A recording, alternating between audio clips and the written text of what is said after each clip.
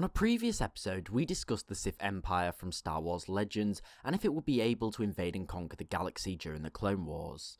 However, this left one unanswered question. Is it actually possible for the Sith to maintain power in the galaxy and rule it for an extended amount of time?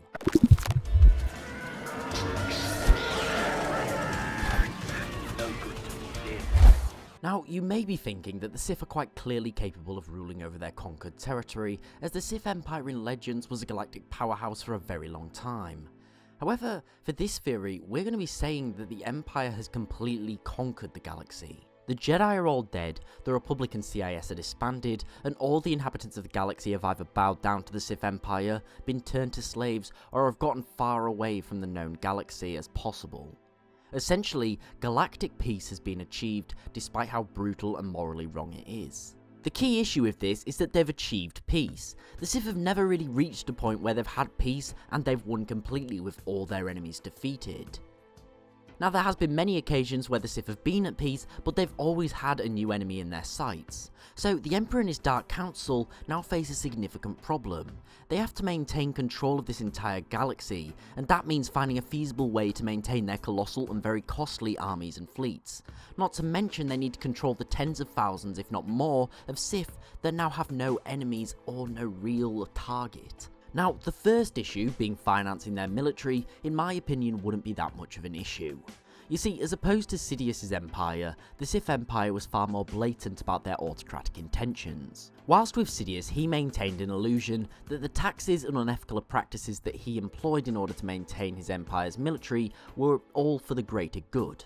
For example, fighting the Rebel Alliance or claiming that certain species didn't deserve sentience and therefore could be subject to slavery.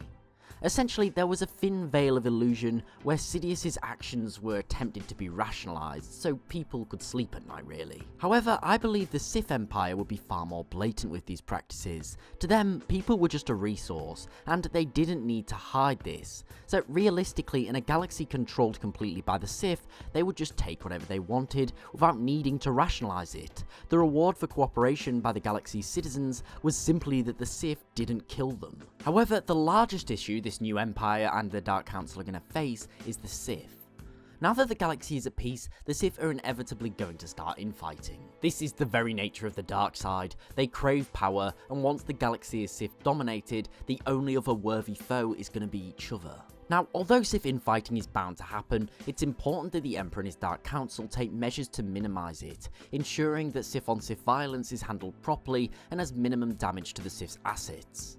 As well as this, it's important no Sith become too powerful to a point where they can threaten the Sith Emperor or his council's rule, as that would result in a civil war. A perfect example of this is Darth Malgus during the Galactic Cold War, who believed that the Dark Council was weak and the Emperor was dead, so he just went and declared himself the new Emperor. Now, firstly, I'm gonna say that the galaxy would probably be split up into sections, and these different territories are governed by members of the Dark Council, and different worlds and systems are put under the jurisdiction of different Sith, with the most powerful getting the bigger and better territory. As well as this, Sith should be given command over a fraction of the military, again representing how powerful they were, with the military ultimately answering to those Sith, but all been ultimately loyal to the Empire. Now, the reason behind this is giving the powerful Sith Lords their own estates and lands to rule ensures that it keeps them occupied, and it spreads them out. Having Sith all cramped together on one specific world is risky, as it means that they're far more likely to begin fighting one another. Secondly, I believe Sith-on-Sith violence would need to have some sort of regulation, and I believe this could be done in the form of a Kagath. Now, I did release a video on the Kagath shortly before this one, so I'll leave a link to the video in the description so you can check that out if you want to know more. Now, essentially, this adds formality to when two or more Siths wish to fight. It also ensures that the Empire is fully aware of these lords' intentions, which means it can be regulated, and they can be prepared to clean up the mess that will be left behind afterwards. Now, the final point that would be essential for a successful Sith Empire to work would be expansion.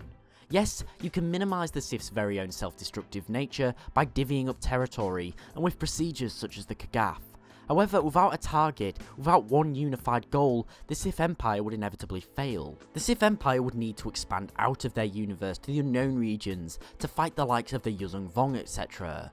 Fighting bigger and greater enemies, as this is the nature of the Sith, and conflict are inevitable, and without this, it would ultimately turn on itself. But what do you think? Could the Sith Empire actually be successful? Would these methods work? What would work? Or do you think that it would be doomed to fail? Let me know what you think in the comments below. Thanks for watching, I do hope that you enjoyed this video. If so, please remember to like, share and sub, as it's really appreciated and helps the channel grow.